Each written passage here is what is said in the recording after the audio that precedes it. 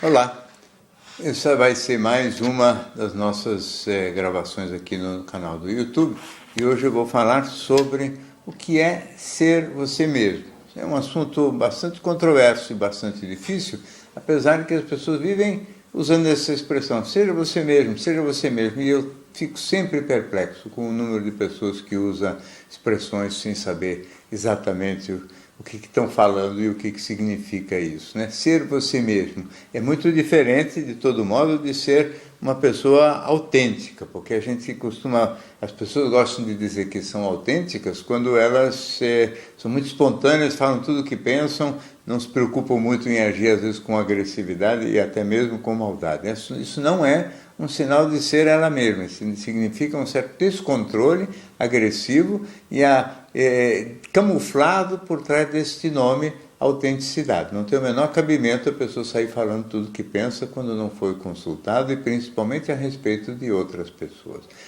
Ser você mesmo significa talvez alguma coisa mais próxima de entender exatamente como é que a gente chegou a ser esse resultado final que nos corresponde. Quer dizer, fomos nós que nos inventamos, nós imitamos padrões, nós obedecemos regras externas, nós somos fruto exclusivo da nossa essência biológica, e há alguns que acreditam que nós sejamos puro fruto da essência biológica, o que na prática faria com que nós fôssemos quase que apenas marionetes, né? Que respondendo às obrigações do sistema neuronais e agindo rigorosamente de acordo com aquilo que estaria programado do ponto de vista da nossa biologia. Não é o meu ponto de vista, porém, eu acho que todos nós temos, sim, uma essência, ou seja, nós temos algumas características inatas com as quais nós temos que aprender, inclusive, a conviver. Nós temos uma determinada aparência física, nem sempre exatamente aquela que nós gostaríamos, nós temos um determinado tipo de inteligência, nós temos determinada cor da pele, nós temos determinadas características, vamos dizer assim,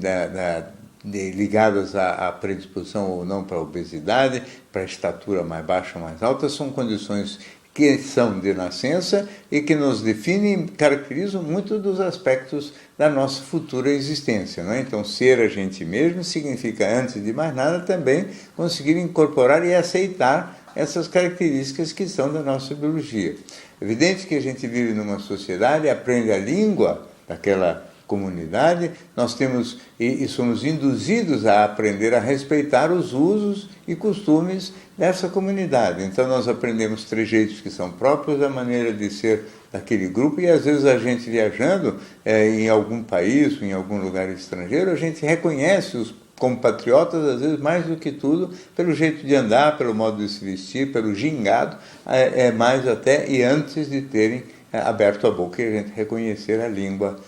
que é a mesma da gente. Então, existem uma série de características da gente que são também incorporados de fora. Muitos dos comportamentos e modos de pensar e de falar e de agir dependem de uma vontade de ser bem visto pelos outros. Então, os outros interferem muito na maneira como a gente se veste, na maneira como a gente fala, nos hábitos e costumes sociais. Então, muitas coisas a gente se faz preocupado, sim, com o impacto que vai causar nas outras pessoas, o que também eu não vejo nada de muito grave. O que é muito grave é quando o indivíduo finge, esconde coisas que são as suas propriedades, tanto tenta esconder alguma das suas fragilidades físicas, como esconde certas emoções por vergonha, porque os outros vão ter e fazer um julgamento que ele não gostaria de estar sujeito. Então o indivíduo, por exemplo, esconde a inveja que possa ter, esconde a simpatia que possa ter por determinado tipo de encaminhamento da sua sexualidade. Enfim, esse esconde dos outros tem muitas vezes corresponde a uma preocupação excessiva com a imagem, preocupação essa que tira do indivíduo a capacidade e a coragem de se exercer com naturalidade. De todo modo, nós temos limitações que dependem da nossa essência biológica, nós temos algumas limitações que dependem da vida cultural que nós levamos, porque também não podemos ser tão espontâneos e naturais em sociedade, já que nós dependemos de uma determinada aceitação para fins, por exemplo, de ordem profissional. Quer dizer, nós não temos a grande maioria das pessoas não tem autonomia financeira para poder confrontar todos os valores da sociedade. Então tem que agir e viver de acordo com certos limites, até mesmo para poder obter emprego ou trabalho ou clientes para poder se sustentar. Então há limites, sim, da nossa maneira de ser, que são impostos de fora para dentro, e esses têm que ser respeitados, não é? Agora, existe um espaço de liberdade. Esse espaço de liberdade é que é importante a gente ocupar. Esse espaço de liberdade passa pelos nossos valores morais, esse espaço de liberdade passa pelas opções que a gente tem em termos de tipo de lazer, ou tipo de atividade cultural ou intelectual que a gente exerce, práticas esportivas ou não, gostos, vamos dizer assim, por uso de drogas ou não. Existem vários desses ingredientes que são da livre escolha da gente, e este espaço de liberdade, eu acho que ele é extremamente maior do que a gente pensa. Talvez a gente não possa definir todos os detalhes da nossa aparência física, mas até aí tem uma certa liberdade, porque a gente pode,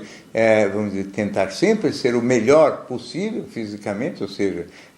manter-se em forma, se exercitar, se cuidar para estar na sua melhor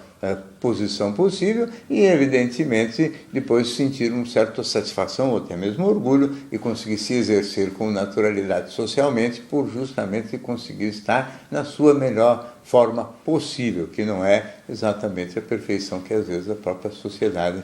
hoje inclusive muito preocupada com a aparência, propõe ou impõe. Eu acho também que é extremamente importante entender o seguinte, que nesta área onde existe a liberdade para eu me inventar, valores morais, valores culturais, maneira como eu me posiciono perante as pessoas, relacionamentos sociais de todo tipo, e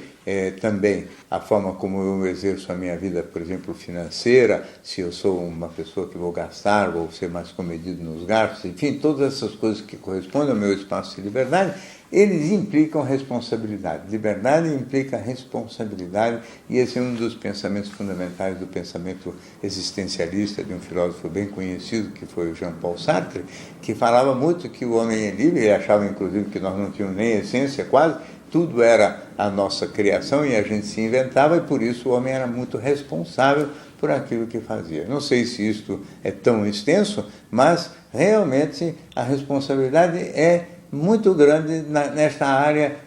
da liberdade, daquilo que a gente, ou dos valores que a gente realmente construiu e pode perfeitamente exercer sem nenhum malefício nem para si mesmo, nem para terceiros, e sem nenhum prejuízo social, e respeitando a nossa natureza